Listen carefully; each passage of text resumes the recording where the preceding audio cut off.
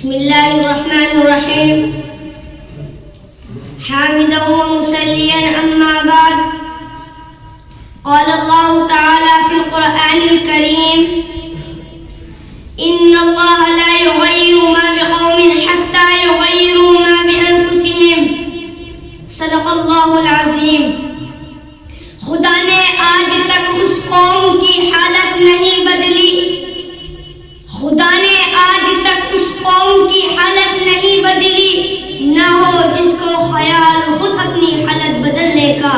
محترم حضرات اور سامعین کرام، حاضرین مسابقہ، مسلمان آج کل جن پریشانیوں سے دوچار ہیں، جس طرح وہ ہر جگہ مصیبت کی زندگی بسر کر رہے ہیں، وہ سب پر روز روشن کی طرح آیا ہے.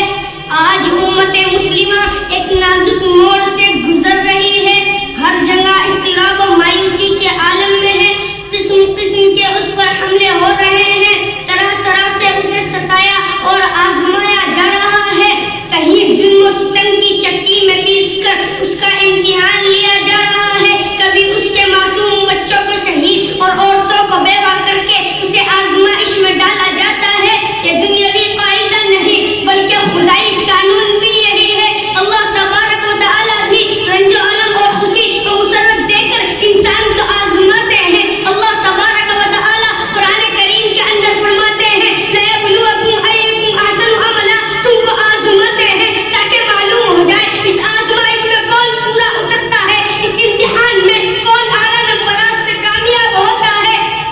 دوستو، لیکن آج کا مسلمان ان سب آزمائشوں کے باوجود بھی اپنی زندگی اسی طرح بسر کر رہا ہے. اسے کسی چیز کی پرواہ نہیں، وہ صرف کھانے پینے اور سامان راہ جمع کرنے کی تگدوں میں مصروف ہے. خدا کو فراموش کر بیٹھا ہے. نبی کریم صلی اللہ علیہ وسلم سے حصہ توڑ لیا ہے.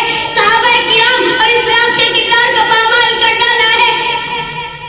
اپنے ملی تشخص کو خیر آباد کہہ دیا ہے. اگر اسے فکر ہے تو بیٹھ کی، اگر اسے سوچ ہے تو اونچے اونچے اور بلند بلند مکانات تعمیر کرنے کی، اگر اس کی خواہش ہے تو دنیا کے بڑے بڑے منصب اور عہدے حاصل کرنے کی. انسان یہ سوچتا ہے کہ وہ تمام سامان راہ جمع کر کے پریشانیوں سے چھٹکارا پا سکتا ہے، اسے سکون کی منزلیں نصیب ہو سکتی ہیں، تو یہ اس کی خواہ خیالی ہے. اگر اسے سکون و راحت چاہیے تو اسے صرف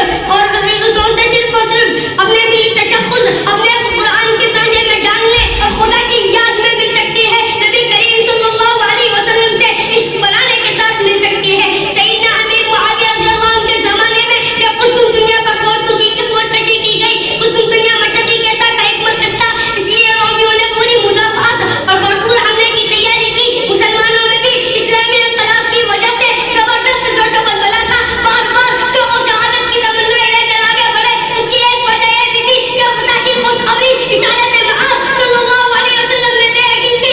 اسرائیل میں جوش و جذبہ اور حوصلہ اور استقامت کی ایک تصویر جب نگاہ کے سامنے آتی ہے تو دل بہل جاتا ہے، آنکھوں میں ایک چمک سی دوڑتی ہے. یہ تصویر سیدنا ابو ایوب انصاری رضی اللہ عنہ میں ازواج رسول اللہ صلی اللہ علیہ وسلم کی ہے. حنیف منظر، لاغر بنا ہوا، کمزور ہڈیوں کا ڈھانچہ، بڑھاپے کا ذوق، جسم پر خوف کا نام و نشان، بہت ہی ڈھال، لیکن اسلامی حمیت، دینی غیرت، مذہبی جوش، خدا کی پناہ، آواز میں ایسی کڑک، گفتار میں ایسا اعتماد جو انقلاب پیدا کرنے کے لیے کافی. راستے میں بیمار ہو جاتے ہیں، ہر چند کوشش کی جاتی ہے کہ پیچھے لوٹ جائیں، لیکن آپ نے فرمایا اگر مر جاؤں تو گھوڑے کی پیٹھ سے میری لاش باندھ دینا تاکہ دور تک اسلام کا نام روشن ہوتا چلا جائے.